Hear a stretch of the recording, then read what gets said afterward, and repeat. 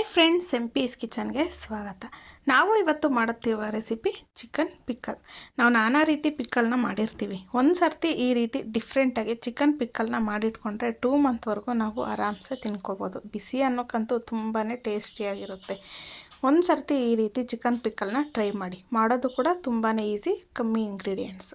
ಹಾಗಿದ್ರೆ ನಮ್ಮ ವಿಡಿಯೋ ನೋಡೋದಕ್ಕಿಂತ ಮುಂಚೆ ಪ್ಲೀಸ್ ನಮ್ಮ ಚಾನಲ್ನ ಸಬ್ಸ್ಕ್ರೈಬ್ ಮಾಡಿ, ಸಪೋರ್ಟ್ ಮಾಡಿ, ಲೈಕ್ ಮಾಡಿ, ಶೇರ್ ಮಾಡಿ, ಪಕ್ಕದಲ್ಲೇ ಕಾಣೋ ಬೆಲ್ ಲೈಕ್ ಮೇಲೆ ಕ್ಲಿಕ್ ಮಾಡಿ.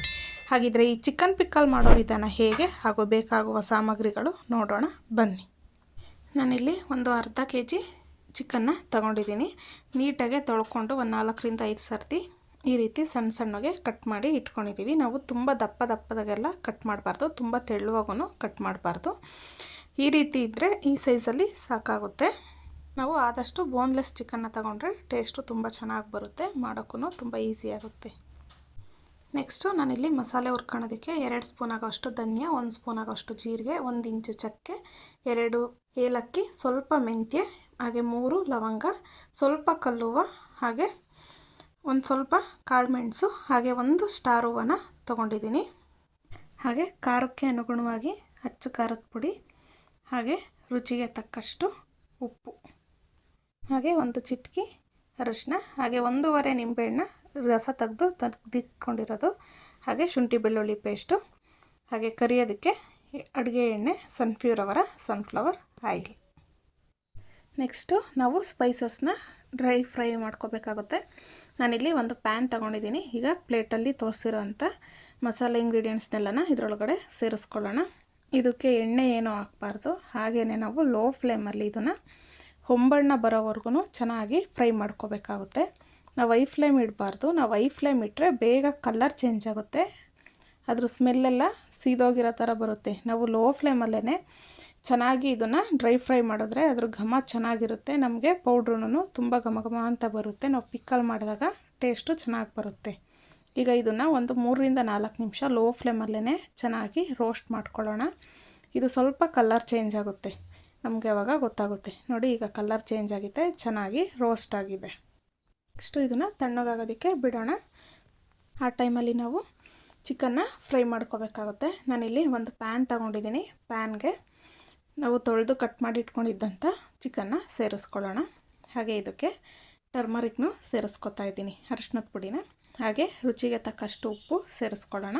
ನೀವು ಈ ಟೈಮಲ್ಲೇ ರುಚಿಗೆ ತಕ್ಕಷ್ಟು ಉಪ್ಪನ್ನು ಸೇರಿಸ್ಕೋಬೋದು, ಇಲ್ಲಾಂದರೆ ಸ್ವಲ್ಪ ಸೇರಿಸ್ಕೊಂಡು ಫ್ರೈ ಮಾಡ್ಕೋಬೋದು. ಹಾಗೆ 1-2 ಟೇಬಲ್ ಸ್ಪೂನ್ ಆಗುವಷ್ಟು ಆಯಿಲ್ನ ಸೇರಿಸ್ಕೊತಾ ಇದ್ದೀನಿ. ಈಗ ಇದನ್ನೆಲ್ಲ ಚೆನ್ನಾಗಿ ಫ್ರೈ ಮಾಡ್ಕೋಬೇಕಾಗುತ್ತೆ. ನಾವು ಹೈ ಫ್ಲೇಮಲ್ಲೇ ಇದನ್ನು ಚೆನ್ನಾಗಿ ಫ್ರೈ ಮಾಡಿಕೊಂಡು ಇದರೊಳಗಡೆ ಇರೋ ನೀರೆಲ್ಲ ಆವಿ ಆಗಬೇಕು. ನಾವು ಇದಕ್ಕೆ ನೀರೇನು ಸೇರಿಸ್ಬಾರ್ದು, ಹಾಗೆಯೇ ಚೆನ್ನಾಗಿ ಫ್ರೈ ಮಾಡ್ಕೋಬೇಕಾಗುತ್ತೆ. ನಾವು ಲೋ ಫ್ಲೇಮಲ್ಲಿ ಇಟ್ಕೊಂಡು ಇದನ್ನು ಫ್ರೈ ಮಾಡಬಾರ್ದು, ಐ ಫ್ಲೇಮಲ್ಲಿ ಇಟ್ಕೊಂಡೇ ಚೆನ್ನಾಗಿ ಫ್ರೈ ಮಾಡ್ಕೋಬೇಕು. ಇದರಲ್ಲಿರೋ ನೀರೆಲ್ಲ ಆವಿಯಾಗಿ ಇದು ಬಿಡಿಯಾಗಿ ಆಗುತ್ತೆ, ಆವಾಗ ನಮಗೆ ಪಿಕ್ಕಲ್ಲು ಚೆನ್ನಾಗಿ ಬರುತ್ತೆ. ನೋಡ್ತಾ ಇದ್ದೀರಲ್ಲ, ಇದನ್ನು ಒಂದು 7ರಿಂದ 8 ನಿಮಿಷ ಐ ಫ್ಲೇಮಲ್ಲೇ ಚೆನ್ನಾಗಿ ಡ್ರೈ ರೋಸ್ಟ್ ಮಾಡ್ಕೊಳ್ಳೋಣ. ನೋಡಿ, ಈಗ ನೀರೆಲ್ಲ ಆವಿಯಾಗಿದೆ, ಚೆನ್ನಾಗಿ ಫ್ರೈ ಆಗಿದೆ. ಈ ರೀತಿ ನಾವು ಫ್ರೈ ಮಾಡ್ಕೋಬೇಕು. ಈಗ ತೋರಿಸ್ತಾ ಇದ್ದೀವಲ್ಲ, ಆ ರೀತಿ. ಈಗ ಈ ಫ್ರೈ ಆಗಿರೋದನ್ನೆಲ್ಲ ಒಂದು ಬೌಲ್ಗೆ ಶಿಫ್ಟ್ ಮಾಡ್ಕೊಳ್ಳೋಣ. ನೆಕ್ಸ್ಟು ನಾನಿಲ್ಲಿ ಮಿಕ್ಸಿ ಜಾರ್ ತೊಗೊಂಡಿದ್ದೀನಿ. ಈಗ ಇದನ್ನು ಹುರಿದಿರೋದೆಲ್ಲ ತಣ್ಣಗಾಗಿದೆ. ಇದನ್ನು ಮಿಕ್ಸಿ ಜಾರ್ಗೆ ಸೇರಿಸ್ಕೊಂಡು ನುಣ್ಣಗೆ ಪುಡಿ ಮಾಡ್ಕೊಂಡು ಬರೋಣ. ನೋಡಿ, ಈ ರೀತಿ ಪುಡಿ ಮಾಡಿಕೊಂಡ್ರೆ ಸಾಕಾಗುತ್ತೆ. ನೆಕ್ಸ್ಟು ನಾನು ಅದೇ ಪ್ಯಾನಿಗೆ ಈಗ ಒಂದು 350 ml ಆಗೋಷ್ಟು ಆಯಿಲ್ನ ಸೇರಿಸ್ಕೊತಾ ಇದ್ದೀನಿ. ಈಗ ಆಯಿಲೆಲ್ಲ ಬಿಸಿಯಾಗಿದೆ. ಚಿಕನ್ ಪಿಕ್ಕಲ್ಗೆ ಸ್ವಲ್ಪ ಆಯಿಲು ಜಾಸ್ತಿನೇ ಸೇರಿಸ್ಕೊಂಡ್ರೆ ಚೆನ್ನಾಗಿರುತ್ತೆ. ಈಗ ನಾವು ಫ್ರೈ ಮಾಡಿ ಇಟ್ಕೊಂಡಿದ್ದಂಥ ಚಿಕನ್ನ ಇದರೊಳಗಡೆ ಸೇರಿಸ್ಕೊಳ್ಳೋಣ. ಈಗ ಇದನ್ನು ಚೆನ್ನಾಗಿ ಹೊಂಬಣ್ಣ ಬರೋವರೆಗೂ ಫ್ರೈ ಮಾಡ್ಕೋಬೇಕಾಗುತ್ತೆ ಆಯಿಲಲ್ಲಿ. ನಾವೆಷ್ಟು ಚೆನ್ನಾಗಿ ಫ್ರೈ ಮಾಡ್ತೀವೋ ಅಷ್ಟು ಚೆನ್ನಾಗಿ ಚಿಕನ್ನು ಫ್ರೈ ಆಗಿ ನಮಗೆ ಪಿಕ್ಕಲ್ ಅನ್ನೋದು ಸಿಗುತ್ತೆ. ನೋಡಿ, ಈ ರೀತಿ ಚೆನ್ನಾಗಿ ಆಯಿಲಲ್ಲಿ ಫ್ರೈ ಮಾಡ್ಕೊಳ್ಳೋಣ. ನಾವು ಮಾವಿನಕಾಯಿ ಉಪ್ಪಿನಕಾಯಿ ತಿಂದಿರ್ತೀವಿ, ಎಳ್ಳಿಕಾಯಿ ಉಪ್ಪಿನಕಾಯಿ ತಿಂದಿರ್ತೀವಿ, ನಿಂಬೆಹಣ್ಣಿಂದೆಲ್ಲ ತಿಂದಿರ್ತೀವಿ. ಒಂದು ಸರ್ತಿ ಈ ರೀತಿ ಚಿಕನ್ ಪಿಕ್ಕಲ್ನ ಹಾಕಿ ಇಟ್ಕೊಂಡ್ರೆ ನಾವು ಫ್ರಿಜ್ಜಲ್ಲಿ ಇಟ್ಕೊಂಡು ತಿನ್ನೋದಾದರೆ 6 ಮಂತ್ವರೆಗೂ ಇಟ್ಕೋಬೋದು. ಹಾಗೆ ನಾವು ಆಚೆ ಇಟ್ಕೊಂಡು ತಿನ್ನೋದಾದರೆ 2 ಮಂತ್ವರೆಗೂ ಇದನ್ನು ಆರಾಮ್ಸೆ ಇಟ್ಕೊಂಡು ತಿನ್ಬೋದು. ನಾವು ಈ ರೀತಿ ಎಣ್ಣೆಲ್ಲಿ ಹಾಕಿ ಚೆನ್ನಾಗಿ ಫ್ರೈ ಮಾಡಿದ್ರೆ ಚಿಕನ್ನು ಗಟ್ಟಿ ಆಗೋದಿಲ್ಲ. ಈಗ ಇದನ್ನು ಚೆನ್ನಾಗಿ ಫ್ರೈ ಮಾಡ್ಕೊಳ್ಳೋಣ. ನೋಡಿ, ಈಗ ಕಲರು ಚೇಂಜ್ ಆಗಿದೆ, ಚೆನ್ನಾಗಿ ಫ್ರೈ ಆಗಿದೆ. ಈಗ ಇದನ್ನು ಒಂದು ಬೌಲ್ ಒಳಗಡೆ ಶಿಫ್ಟ್ ಮಾಡ್ಕೊಳ್ಳೋಣ. ಈಗ ನಾನು ನೆಕ್ಸ್ಟು ಅದೇ ಎಣ್ಣೆಗೆ 2 ಸ್ಪೂನ್ ಆಗೋವಷ್ಟು ಶುಂಠಿ ಬೆಳ್ಳುಳ್ಳಿ ಪೇಸ್ಟ್ನ ಸೇರಿಸ್ಕೊತಾ ಇದ್ದೀನಿ. ನೀವು ಇದೇ ಜಾಸ್ತಿ ಕ್ವಾಂಟಿಟಿಯಲ್ಲಿ ಮಾಡ್ಕೊಳ್ಳೋದಾದರೆ ನಾವು ತಗೊಂಡಿರೋ ಇಂಗ್ರೀಡಿಯೆಂಟ್ಸ್ನ ಡಬಲ್ ಮಾಡಿಕೊಂಡ್ರೆ ಸಾಕಾಗುತ್ತೆ. ಈಗ ಇದೆಲ್ಲ ಹಸಿ ವಾಸನೆ ಹೋಗಬೇಕು, ಶುಂಠಿ ಬೆಳ್ಳುಳ್ಳಿ ಪೇಸ್ಟಲ್ಲಿರೋದು. ಆ ರೀತಿ ನಾವು ಚೆನ್ನಾಗಿ ಆಯಿಲಲ್ಲಿ ಫ್ರೈ ಮಾಡ್ಕೊಳ್ಳೋಣ. ಲೋ ಫ್ಲೇಮಲ್ಲಿ ಇಟ್ಕೊಂಡೇ ಫ್ರೈ ಮಾಡ್ಕೊಳ್ಳಿ, ಇಲ್ಲಾಂದರೆ ಎಣ್ಣೆ ಸಿಡಿಯುತ್ತೆ. ಅದಕ್ಕೋಸ್ಕರ ಈಗ ಇದು ಚೆನ್ನಾಗಿ 1-2 ನಿಮಿಷ ಚೆನ್ನಾಗಿ ಫ್ರೈ ಮಾಡಿಕೊಂಡ್ರೆ ಇದು ಫ್ರೈ ಆಗಿದೆ. ನೋಡಿ ಎಷ್ಟು ಚೆನ್ನಾಗಿ ಕಾಣಿಸ್ತಿದೆ ಅಂತ ಹೇಳ್ಬಿಟ್ಟು. ಈ ರೀತಿ ಚೆನ್ನಾಗಿ ಫ್ರೈ ಮಾಡಿಕೊಂಡ್ರೆ ನಮಗೆ ಹಸಿ ವಾಸನೆ ಇರಲ್ಲ ಚಿಕನಲ್ಲಿ. ಪಿಕ್ಕಲ್ ತಿನ್ನಬೇಕಾದ್ರೆ ನಮಗೆ ಶುಂಠಿ ಬೆಳ್ಳುಳ್ಳಿ ಪೇಸ್ಟ್ ಥರ ಸಿಗೋದಿಲ್ಲ, ಅನಿಸೋದಿಲ್ಲ. ಈಗ ಇದು ಫ್ರೈ ಆಗಿದೆ. ಈಗ ಇದಕ್ಕೆ ನಾವು ಪುಡಿ ಮಾಡಿ ಇಟ್ಕೊಂಡಿದ್ದಂಥ ಪುಡಿನ ಸೇರಿಸ್ಕೊತಾ ಇದ್ದೀನಿ. ಹಾಗೆ ಅಚ್ಚ ಖಾರದ ಪುಡಿ, ನೀವು ಖಾರಕ್ಕೆ ಅನುಗುಣವಾಗಿ ಖಾರದ ಪುಡಿನ ತಗೋಬೇಕಾಗುತ್ತೆ.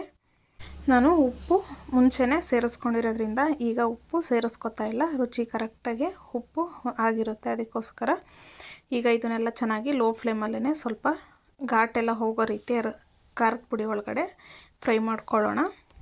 ನಾವು ಲೋ ಫ್ಲೇಮಲ್ಲಿ ಇಟ್ಕೊಂಡೇ ಫ್ರೈ ಮಾಡ್ಕೋಬೇಕಾಗುತ್ತೆ. ನೋಡಿ ಈ ರೀತಿ ಚೆನ್ನಾಗಿ ಫ್ರೈ ಮಾಡ್ಕೋಬೇಕಾಗುತ್ತೆ. 1 ಅಥವಾ 2 ನಿಮಿಷ ಹಸಿ ವಾಸನೆ ಹೋಗೋವರೆಗೂ ಈ ರೀತಿ ಫ್ರೈ ಮಾಡ್ಕೊಳ್ಳೋಣ. ಈಗ ಚೆನ್ನಾಗಿ ಇದು ಫ್ರೈ ಆಗಿದೆ. ಈಗ ಇದು ಫ್ರೈ ಆಗಿದೆ. ಇದಕ್ಕೆ ನಾವು ಎಣ್ಣೆಯಲ್ಲಿ ಕರೆದಿಟ್ಕೊಂಡಿದ್ದಂಥ ಚಿಕನ್ ಪೀಸ್ಗಳನ್ನ ಸೇರಿಸ್ಕೊಳ್ಳೋಣ.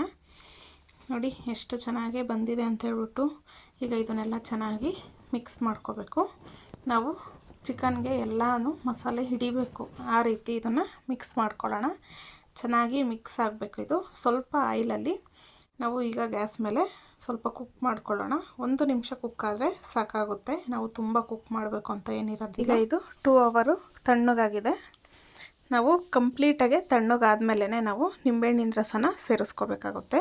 ಅದಕ್ಕೋಸ್ಕರ ಈಗ ತಣ್ಣಗಾಗಿರೋ ಅಂಥ ಚಿಕನ್ ಪಿಕ್ಕಲ್ಗೆ ನಾವು ತೊಗೊಂಡಿರೋ ಅಂಥ ನಿಂಬೆಹಣ್ಣಿನ ರಸನ ಸೇರಿಸ್ಕೊತಾ ಇದ್ದೀನಿ. ಈಗ ಎಲ್ಲದಕ್ಕೂ ಹೊಂದೋ ರೀತಿ ನಾವು ಮಿಕ್ಸ್ ಮಾಡ್ಕೊಳ್ಳೋಣ. ನೋಡ್ತಾ ಇದ್ದೀರಲ್ಲ ಎಷ್ಟು ಚೆನ್ನಾಗಿ ಬಂದಿದೆ ಅಂತ ಹೇಳ್ಬಿಟ್ಟು. ನೀವು ಒಂದು ಸರ್ತಿ ಮನೇಲಿ ಟ್ರೈ ಮಾಡಿ ಹೇಗೆ ಬಂತು ಎಂದು ಕಮೆಂಟ್ ಮೂಲಕ ತಿಳಿಸಿ. ಹಾಗೆ ಮತ್ತಷ್ಟು ಈಸಿ ರೆಸಿಪಿಗೋಸ್ಕರ ಇಂಪೀಸ್ ಕಿಚನ್ನ ಫಾಲೋ ಮಾಡಿ. ಯಾರಾದರೂ ಹೊಸ್ದಾಗಿ ನಮ್ಮ ಚಾನಲ್ ನೋಡ್ತಾ ಇದ್ದರೆ ಈಗಲೇ ಸಬ್ಸ್ಕ್ರೈಬ್ ಮಾಡಿ, ಹಾಗೆ ಫ್ಯಾಮಿಲಿ ಫ್ರೆಂಡ್ಸ್ಗೂ ಶೇರ್ ಮಾಡಿ.